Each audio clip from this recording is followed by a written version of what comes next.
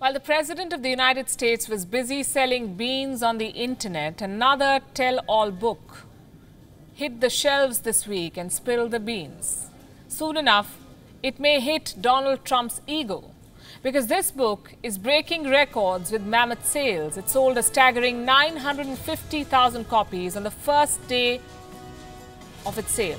950,000 copies. This figure includes pre-sales, e-books, and audiobooks. It's available in almost every format possible and has already created a new record for its publisher. Reports say this book is on its way to becoming a sensational bestseller in an election year.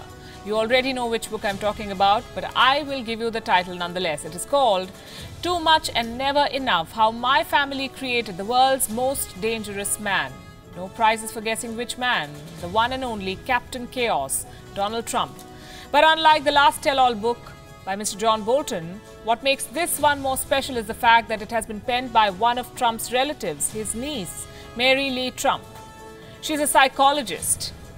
And in 225 pages, she has diagnosed her uncle with all kinds of personality disorders. Before we start decoding the excerpts, here's a disclaimer. The details may sound a little wacky when spoken out of context, so I suggest you read the book first and then come to your own conclusions. But I'll tell you what I know. To start with, this book blames the Trump family patriarch, Fred Trump, for much of the family's alleged dysfunction. It talks about how Donald Trump was destroyed by his father. That's the word she used. Let me quote. By limiting Donald's access to his own feelings and rendering many of them unacceptable, Fred perverted his son's perception of the world and damaged his ability to live in it.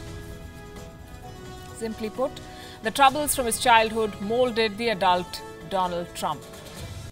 The book then goes on to talk about Trump's university days. It claims that Trump was a university cheater, that he paid a friend to take the SAT test for him, a standardized exam which determines university placement. Allow me to quote. He hired a smart kid with a reputation of being a good test taker to take his SATs for him. Donald, who never lacked for funds, paid his buddy well, a claim that the White House has vehemently denied, saying that the president has never cheated.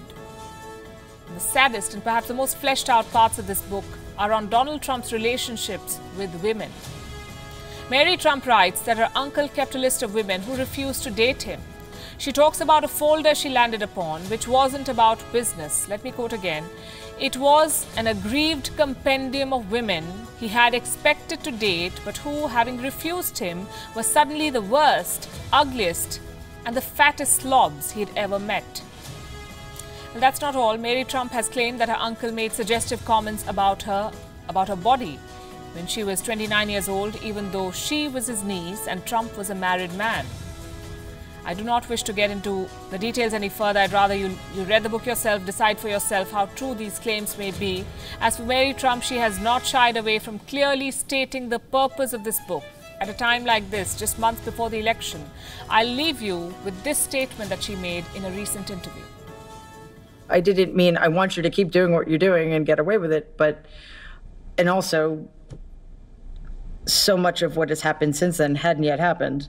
And I thought his response was actually more enlightening than my statement.